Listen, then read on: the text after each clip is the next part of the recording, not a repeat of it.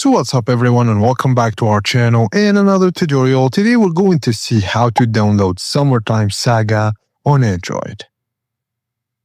So firstly, go to summertimesaga.com/download on your phone or your desktop. You can use any browser.